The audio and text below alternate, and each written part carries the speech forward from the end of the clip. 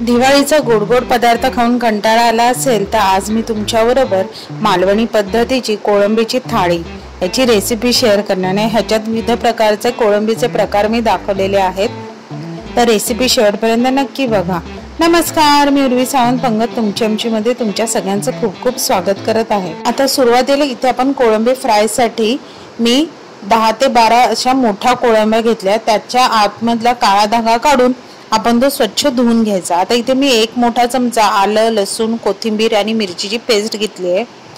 1 मोठा चमचा मालवणी मसाला घेतला आहे। अर्धा चमचा हळद घेतली आहे। पाव चमचा काश्मीरी लाल तिखट घेतला आहे आणि पाव वाट म्हणजे 1 मोठा चमचा एवढा मी आगूळ घेतला आहे आणि थोडीशी कोथिंबीर। आता इथे तुम्ही आगूळऐवजी लिंबाचा रसही वापरू शकता आणि तिखट हे तुम्ही तुमच्या चवीनुसार कमी जास्त करू शकता। आता हे मॅरिनेट होईपर्यंत आपण इथे कोळंबीचं सार करूया। कोळंबीच्या साराच्या वाटण्यासाठी इथे मी संकेश्वरी मिरच्या घेतलेल्या आहेत त्या आणि धने हे भिजत ठेवायचं आहे जवळजवळ आपल्याला 15 मिनिटांसाठी। आता हे आपण एका मिक्सरच्या भांड्यात घालून त्याच्यात मी लसूण, किसलेलं ओलं खोबरं आणि हळद हे आपण थोडं पाणी घालून त्याची अगदी बारीक पेस्ट करायची आहे। आता ती पेस्ट आपण तशीच ठेवून आता आपण कोळंबीचं थपथपीत बघणार आहोत। आता कोळंबीचं थपथपीत करण्यासाठी इथे मी एका भांड्यात मोठा चमचा तेल घेतलेला आहे, कढीपत्ता घेतलेला आहे, कोथिंबीर बारीक चिरून घातलेली आहे। कोथिंबीरीमुळे काय होईल की चव खूप सुंदर येईल। आता इथे मी एक मीडियम साइज एवढा बारीक कांदा चिरून घातला आहे। आता कांदा थोडा गुलाबीसर झाला ना की त्याच्यात आपण एक छोटा एवढा टमाटा घातला आहे आणि ते व्यवस्थित अगदी परतून घ्यायचं आहे। आपल्याला ते जास्त लाल करायचं नाही आहे, साधारण नरम होईपर्यंत आपल्याला ते शिजवून घ्यायचं आहे। आता एक थोडा नरम झाला की त्यामध्ये आपण 2 मोठे चमचे एवढे आलं, लसूण, कोथिंबीर आणि मिरचीची पेस्ट घेतलेली आहे। आता ती घालून आपल्याला ते थोडा त्याचा कच्चेपणा जाईपर्यंत आपल्याला ते शिजवून घ्यायचं आहे। आता थोडा नरम झाला की मी ह्याच्यात 2 मोठे चमचे एवढे मालवणी मसाला, पाव चमचा काश्मीरी लाल तिखट, पाव चमचा हळद, किचन किंग मसाला अर्धा चमचा, धने पावडर अर्धा चमचा, गरम मसाला पावडर 1 मोठा चमचा आणि ही सगळी फोडणी जळू नये म्हणून त्याच्यात मी थोडंसं कोमट पाणी घातलेलं आहे। आता ही फोडणी आपण चांगली व्यवस्थित परतून घेऊया। आता ही फोडणी चांगली परतली, बाजूने तेल सुटलं की ह्याच्यात मी 2 मोठे बटाटे म्हणजे फोडी ह्याच्या मी मोठ्या ठेवल्या आहेत ते घालून आणि त्या अंदाजाने मीठ घालून आपण ते चांगलं परतून घ्यायचं आहे। आता 1 ते 2 सेकंदानंतर त्यात पुन्हा पाणी घालायचं आणि हे झाकण लावून आपल्याला बटाटे शिजेपर्यंत ग्रेव्ही शिजवून घ्यायची आहे। आता ही बटाटी ही ऑप्शनल आहे, तुम्हाला जर बटाटी नाही घालायची तर तुम्ही स्किपही करू शकता। आता हे बघा बटाटी आपली चांगली शिजलेली आहेत।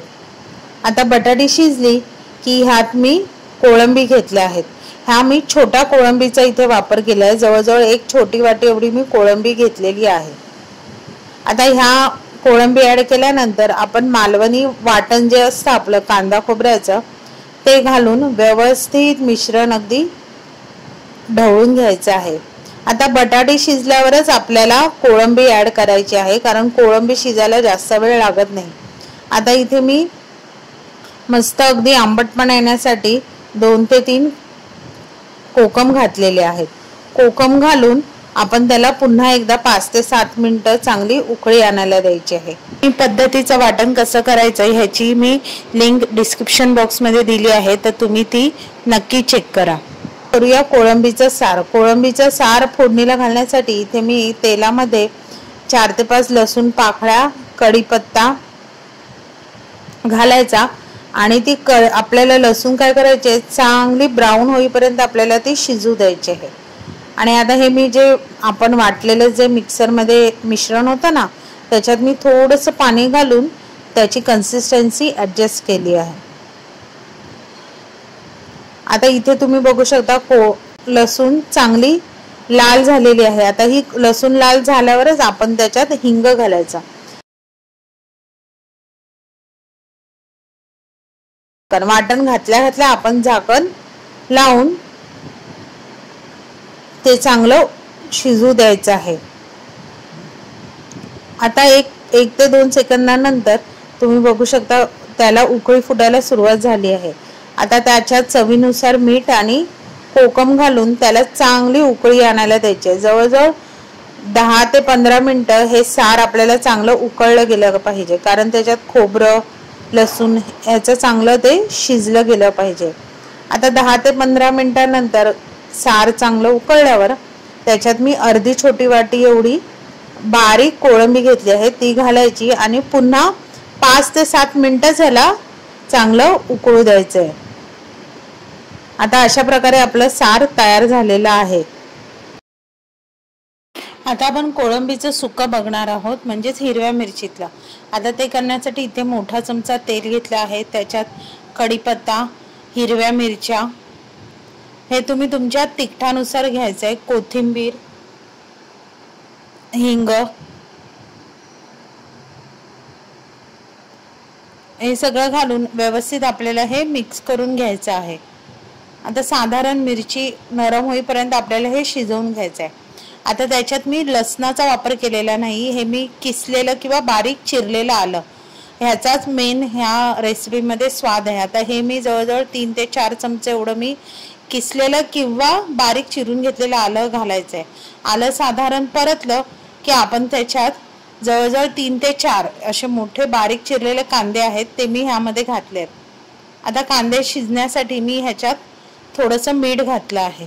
आता कांदे आपल्याला चांगले गुलाबीसर होईपर्यंत परतून घ्यायचे आहेत। आता हे लवकर शिजावे म्हणून मी झाकण लावून ते चांगले शिजवून घेतले आहे। आता जवळजवळ 5 ते 7 मिनिटांनंतर तुम्ही बघू शकता कांदे हलके गुलाबी रंगाचे झाले आहेत। आता त्याच्यात मी हळद घातली आहे, जराशी धने पावडर आणि गरम मसाला पावडर घातला आहे।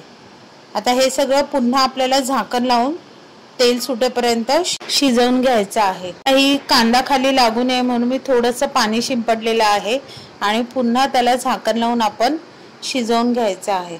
आता तुम्ही बघू शकता इथे बाजूने तेल सुटलेलं आहे, कांदाही चांगला शिजलेला आहे।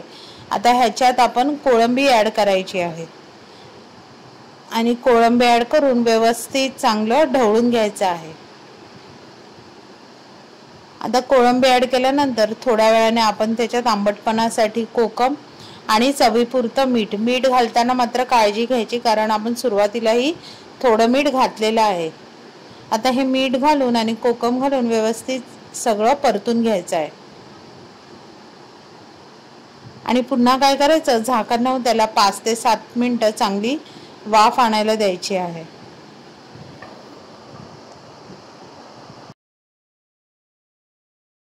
आता तुम्ही बघू शकता कोळंबी मस्त एकदम सुकी झालेली आहे, सगळं पाणी सुकलेलं आहे।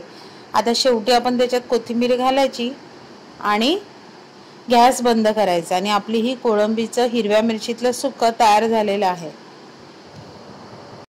आता मॅरिनेट केलेली कोळंबी आहे ती फ्राय करायची। आता फ्राय करण्यासाठी मी ऑलरेडी तवा तापत ठेवला होता आणि त्याच्यात तेल घालून तांदूळ आणि रवा ह्यामध्ये कोळंबी आपण एक एक घोळून एक एक अशी शॅलो फ्राय करून घ्यायची आहे। आता इथे आपला गॅस हा मीडियम टू फास्ट फ्लेमवर मी ठेवलेला आहे आणि कोळंबी दोन्ही बाजूने चांगली खरपूस भाजून घ्यायची आहे। आता कोळंबी इथे भाजायला जास्त वेळ लागत नाही। आता कोळंबी इथे थोडी टर्न झाली की समजून जायचं की आपली कोळंबी ही चांगली भाजून झालेली आहे। हे बघा, आता अशा प्रकारे मी दोन्ही साइडने कोळंबी भाजून घेतली आहे। आवडत असल्यास तुम्ही कोथिंबीर घाला, नाही घातली तरी काही हरकत नाही। मग ही रेसिपी तुम्ही नक्की घरी ट्राय करून बघा। रेसिपी आवडली तर रेसिपीला नक्की लाईक करा, कमेंट करा, शेअर करा। चॅनलवर नवीन असाल तर चॅनलला सबस्क्राईब करा आणि अशाच नवीन व्हिडिओच्या नोटिफिकेशनसाठी बेल आयकॉनला प्रेस करायला विसरू नका। तोपर्यंत मस्त राहा।